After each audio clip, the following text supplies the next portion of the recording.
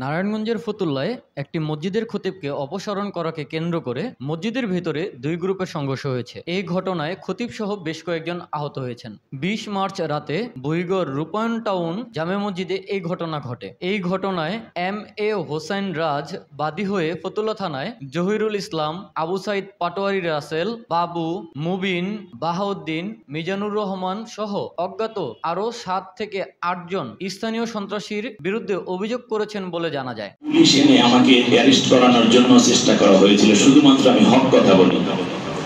একটু নাজিমউদ্দিন যিনি ছিলেন উনি তো চলে গেলেন। আমি মনে করি এখন একটি কমিটি হয়েছে, আগে কমিটি হওয়ার পর আমার সাথে দেখা হতো, পরিচয় হতো। এখনো পরিচয়ও তাদের সাথে আমার হয়নি। দুই একজন হয়তো আমাকে দেখেছেন বা ইয়ে আছে।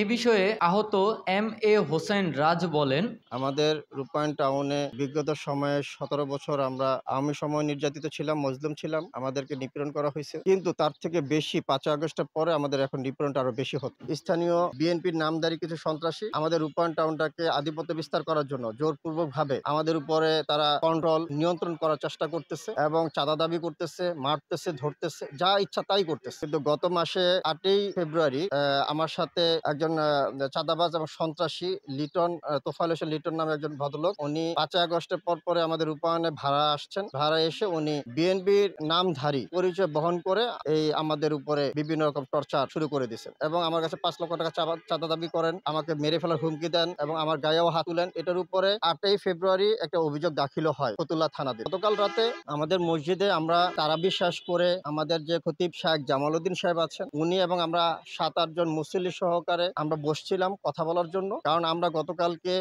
মসজিদে আমাদের মুসল্লিদের পক্ষ থেকে প্রায় 200 লোককে সাহারি খাওয়াবো বলে আমরা একটা অ্যারেঞ্জমেন্ট করছিলাম। এর মধ্য থেকেই আপনার এই জহিরুল ইসলাম বা জহিরুল হক যে উনি এবং হচ্ছে গিয়ে মুবিন, উনি আমাদের রূপায়ণ টাউনের একজন বাসিন্দা, খুবই দুষ্ট প্রকৃতির লোক, আব্দুল মুবিন নাম ওনার, উনি সহকারে এসে এই আমাদের খতিব সাহেবকে অব্যাহতি দেওয়ার জন্য চিঠি দেয়। এতে আমাদের সাধারণ মুসল্লিরা ক্ষিপ্ত হয়, কিন্তু ওদের মূল টার্গেট ছিলই আমি। কারণ আমি সবসময় প্রতিবাদ করে আসছি রূপায়ণ টাউনে যখনই কোনো অন্যায় হয়েছে সেটার প্রতিবাদ আমি করছি, আমাদের ভাইয়েরাও করছেন। ওরা পরিকল্পিতভাবে যেমন প্রায় 7-8 জন থেকে 10 জনের মতো ওরা পরবর্তীতে চলে আসে ভিতরে এসে আমাদের সকল এবং কি আমাদের খতিব সাহেবের গায়ে টাচ পড়ছে এবং আমার উপরে আমাদের আরেকজন ভাই আছে আব্দুল হান্নান ভাই, এর উপরে আমাদের উপরে মারাত্মক ভাবে টর্চার করে এবং মসজিদে নামাজের সামনে যে সূত্রা দিয়ে নামাজ পড়ে সে কাঠের সূত্রা দিয়ে আমাদেরকে আহত করেন। আমাকে ছুরি দিয়ে জহির ওর হাতে দেখি আমি এটা ছুরি ছিল, সে ছুরি দিয়ে আমাকে উপর্যুপরি দিতে গিয়ে আমি সরে গেছিলাম, তো চোখের এই জায়গা লাগে, 4টা শিলি লাগছে এখানে,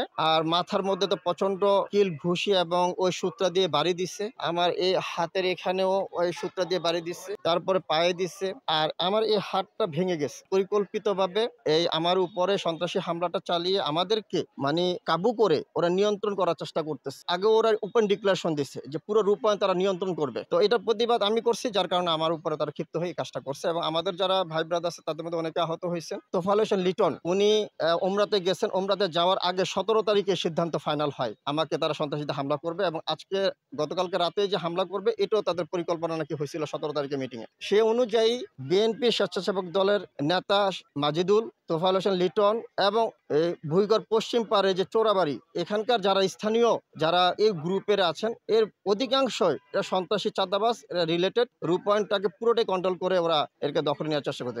বিগত 2 সপ্তাহ আগে ওরা রূপায়ণ টাউনের যে ডিশ এবং নেটের যে বিজনেসটা ছিল সেই অফিসটা দখল করে নেয় এবং গত সপ্তাহের আগের সপ্তাহে আমাদের মসজিদ দখল করে নেয়। মসজিদে ওরা অনাকাঙ্ক্ষিতভাবে আমাদেরকে কাউকে না জানিয়ে রূপায়ণের কতিপয় 2-4 জন আওয়ামীপন্থী এবং যারা বিগত সময়ে আওয়ামী লীগের সাথে সমঝোতা করে তারা কাজ করে নিয়ে গেছেন তাদেরকে রিলেটেড করে মসজিদ কমিটি ঘোষণা দেন। তো সেক্ষেত্রে আমাদের সাধারণ মুসলিমরা মানেনি, কিন্তু রোজা দেখে আমরা এই বিষয়ে কোনো পদক্ষেপ বা প্রতিবাদ জানাইনি। ঈদের পরে প্রতিবাদ জানানোর কথা ছিল, এটা ওরা জানতে পারছে, যার কারণে ওরা ঈদের আগেই আমাদেরকে মানে দমন করার জন্য ওরা আমাদেরকে প্রতিহত বা আমাদের উপর স্টেপ অতিরিক্ত বা হামলা চালায়। যে আমি একটা অভিযোগ দাখিল করি। খতিব শায়েখ জামালউদ্দিন বলেন, সেটা হচ্ছে এখানে যারা হামলায় জড়িত এবং যারা এখনো উস্কানি দিচ্ছে রূপায়ণের এই শান্ত পরিবেশকে অশান্ত করছে, এরা একসময়, এর মধ্যে এরকম লোক আছে যারা একসময় ঘোর আওয়ামী লীগ ছিল, তখনও তারা আমাকে রাজাকার বলে গালি দিয়েছে। আমার বিরুদ্ধে তারা পুলিশ এনেছিল, সেই সময়ের পুলিশদেরকে।